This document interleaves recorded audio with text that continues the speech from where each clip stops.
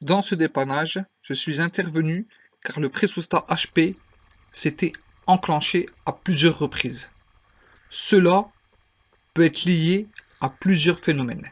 Les problèmes de haute pression sont souvent causés par un condenseur encrassé ou un ventilateur HS ou des incondensables. D'autres phénomènes plus rares peuvent en être la cause. Dans tous les cas, quand il y a des problèmes de haute pression, il faut intervenir au plus vite, car les dégâts matériels liés à une surpression dans l'installation peuvent être importantes, ce qui peut par exemple casser les clapets du compresseur, ce qui coûterait plus cher qu'un simple entretien. Donc ici, on avait le voyant rouge,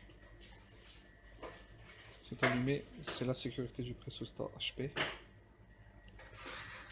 Donc là, le ventilateur condenseur complètement dévoilé, de toute façon il tourne même plus.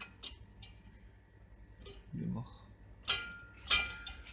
Le compresseur a klaxonné entre temps. J'ai rouvert la boîte. Il y a le klaxon, je l'ai laissé refroidir un peu. Pour voir est-ce qu'il a klaxonné parce qu'il a surchauffé dû à la pression qui est élevée ou est-ce que c'est le compresseur qui est mort. Donc là, j'ai pris sur la phase du compresseur sortie contacteur pour voir combien je tire d'ampères et est-ce que mon compresseur est HS. J'allume. Je règle le point de consigne pour qu'il démarre. Voilà. Donc ça va. Je vais l'arrêter maintenant parce qu'il tourne sans condenseur. Donc il avait dû simplement surchauffer du fait que le ventilo ne le ventilait plus vers le compresseur et qu'il tournait à des pressions très élevées. Donc je vais changer le ventilateur et puis on va vérifier. On va tout revérifier. Alors voilà, ça c'est le ventilateur. Il est posé, il est fixé derrière le condenseur sur des pattes de fixation. Là en l'occurrence il est trop chaud. Alors c'est un ventilateur 25 watts. Donc il faut le remplacer par le même ventilo. Voilà, j'en ai un neuf qui fait 25 watts. Là il est un petit peu... C'est parce qu'il est resté longtemps en stock. Voilà, 25 watts axe court. Donc voilà, le nouveau ventilateur remonté sur sa patte de fixation. J'ai nettoyé l'hélice.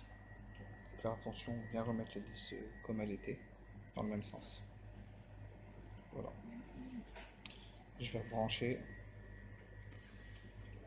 et je vais refixer la patte de fixation sur le condenseur et c'est reparti. Je vais maintenant souffler le condenseur à l'azote parce que en plus du ventilateur HS, le condenseur est aussi encrassé de farine parce que nous sommes dans une boulangerie et que par aspiration du ventilo, toutes les farines viennent se piéger dans ce condenseur. Je protège le condenseur avant soufflage avec un torchon mouillé pour piéger un maximum de farine et un maximum de poussière pour éviter d'enfariner l'atelier. Voilà l'état du torchon mouillé que j'ai posé sur mon condenseur pendant le soufflage.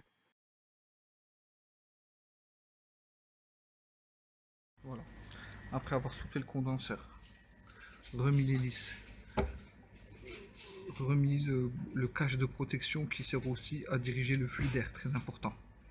On ne peut pas faire sans ce cache là, parce qu'il sert à diriger le flux d'air. Rebrancher le ventilateur. On va remettre en route. Remontir 3,5 ampères pour le ventilo condenseur et le compresseur, ce qui est bon.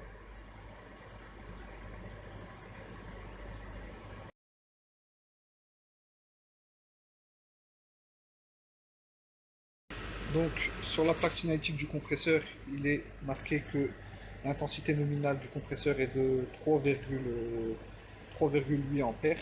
Là on tire un peu moins. avec le ventilo condenseur, donc qui tire rien, donc l'intensité est bonne. On ne bulle pas au niveau microscopique. On a une aspiration au toucher qui est froide, qui est bien. On est au R134. Les températures redescendent. Donc pour l'instant, clôture le dépannage.